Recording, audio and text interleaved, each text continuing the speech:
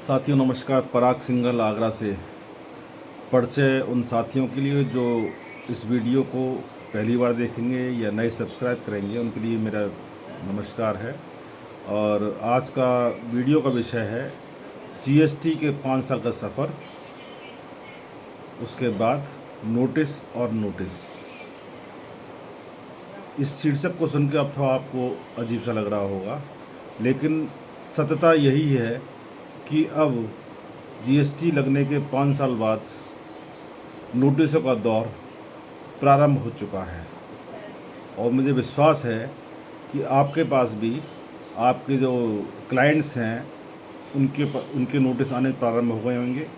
क्योंकि 17-18 जब लागू हुआ था, प्रथम वर्ष 17-18 था, पहले 9 महीने, उसके बाद 21-22 तक के इस दौरान जो रिटर्न दाखिल हुए हैं, जीएसटी 1 है, जीएसटी 2A है और 3B है, उसके एनुअल रिटर्न 9A 9 और 9C आदि जो दाखिल हुए हैं, उनकी जीएसटी एक्ट की धारा 61 में उस स्क्रूटनी ऑफ रिटर्न्स के अंदर विभाग ने बहुत ही तेज़ गति से वो स्क्रूटनी किए हैं और उसमें जो भी अनियमितता कह लो या मिसमैच कह लो या रीज़न टू बिलीव कह लो, जो भी कारण रहे हों, उनमें व्यापारियों को धारा 70 के अंतर्गत सम्मन जारी होने चालू हो गए हैं। और सम्मन में धारा 73, धारा 74 उनके सुनवाई के नोटिस आने प्रारंभ हो गए हैं। मेरे पे भी कई मेरे साथियों के फ़ोन आते हैं, वो क्लाइंट मेरे नोटिस भेजते हैं। बहुत तरह के नोटिस आ रहे हैं और जिसमें कई नोटिस में मैंने पढ़ा है और अनुभव भी किया है कि डिपार्टमेंट एक जो टैक्स आईटीसी एवेल किया है उसको एक बहुत ही गलत दृष्टि देख करके व्यापारी पूरी तरह शक के दायरे में आता जा रहा है कि उसने एक रैकेट बना करके या एक ग्रुप बना करके, रैकेट शब्द अच्छा नहीं है मेरे व्यापारी भाइयों के लिए, ग्रुप बना करके गलत तरीके से या एक मेलाफाइड इंटेंशन से या किसी भी कारण से आईटीसी जो धारा आईटीसी एवेल करी है, क्लेम करी है, वो धारा 132 के अंतर्गत गलत हुई है और जिसमें कार्रवाई होना निश्चित है। और विभाग, चूँकि अब मैं ये कह सकता हूँ कि विभाग के अधिकारी पिछले 4 साल से जो वैट के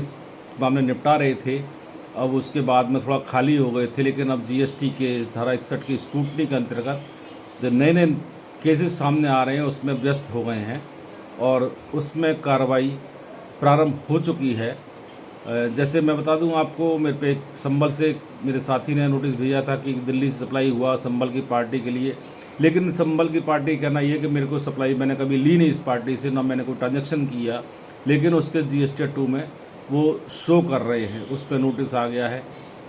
ऐसे ही बहुत तरह केस में पब्लिकली इसको मैं उचित नहीं लगता मैं शेयर करूं, लेकिन मैं इतना ज़रूर कहूँगा कि पिछले 5 सालों में आपने जो अनुभव किया वो एक तो सर्वर की प्रॉब्लम्स की थी, धारा 2 सेक्शन 2 पे था कि जब व्हाट इज़ द जीएसटी, कौन एलिजिबल है रजिस्ट्रेशन कराने के लिए, कौन क्या है। उसके बाद में धारा 22 के अंतर्गत आपने रजिस्ट्रेशन अप्लाई करवाया, रिटर्न दाखिल ना करने ये किन्हीं कारणों से धारा 29 में इनका रजिस्ट्रेशन कैंसिल हुआ। धारा 30 में रिवोकेशन का मामला चला, उसमें आप लोग सब लगे रहे।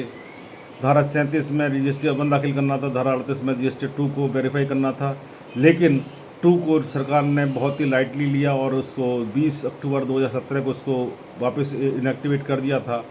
जिससे मिलान नहीं हो पा रहा था। लेकिन 2009 अक्टूबर नवंबर 2020 में 2 की जगह 2A ला करके उसमें मिलान करने के बजाय एक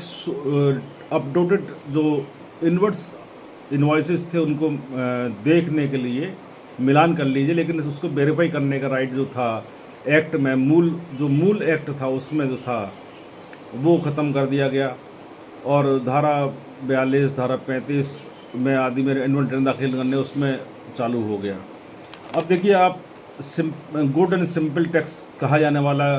जीएसटी, जो गुड्स एंड सर्विस टैक्स से उसको हमारे माननीय प्रधानमंत्री जी ने गुड एंड सिंपल टैक्स बताया था, और लोगों ने विश्वास किया उनकी बाड़ी पे आज विश्वास करते हैं। लेकिन एक प्रश्न लग रहा है कि गुड एंड सिंपल टैक्स कैसे हो गया। पहले कहा गया कि आपकी खरीद जो है GST 2 में अगर दिख रही है तो उसके आधार पे आप ITC क्लेम कर सकते हैं। लेकिन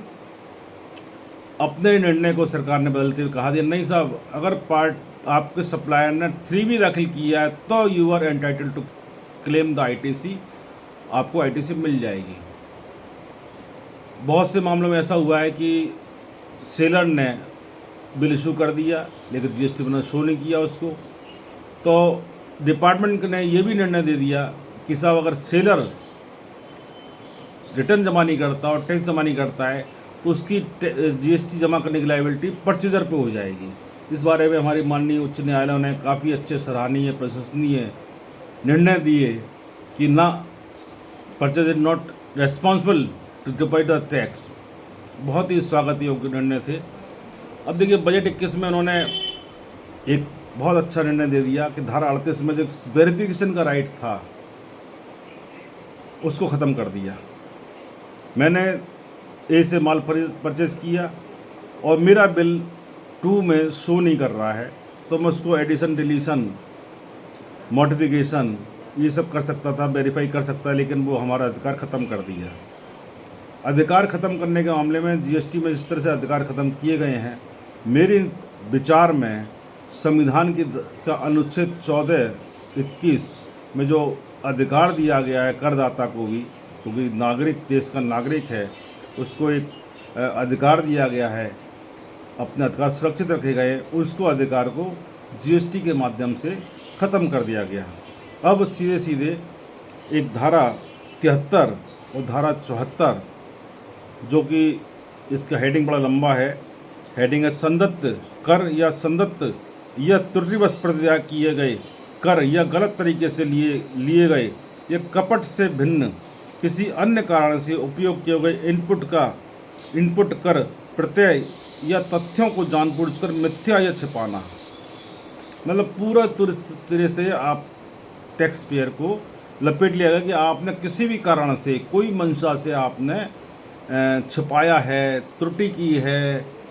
या आपने गलत तरीके से लिया है, या जो भी कुछ कारण है, तो सेक्शन 73 और 74 में आप पे कार्रवाई होगी और नोटिस आने चालू हो गए।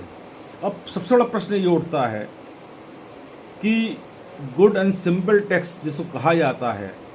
उसमें इतनी औपचारिकता बढ़ गई हैं कि अब टैक्स पेयर अपना व्यापार करे, ये इन नोटिसों को झेल कर डिपार्टमेंट चक्कर लगाए, या आपके साथ ऑनलाइन सब नोटिस आ रहे हैं, ऑनलाइन जवाब देना है, तो वो या तो खुद तो सक्षम है नहीं टैक्स पेयर के, भाई जो आप ऑनलाइन जवाब दे ले, ऑनलाइन नोटिस चेक कर ले, क्योंकि नोटिस ऑनलाइन आ गया, मेल पे आ गया, व्यापारी नहीं चेक कर पाया। रेगुलर बहुत आज भी मैं समझता हूँ 70-75% व्यापारी ऐसा है जो रेगुलर ईमेल चेक नहीं करता है।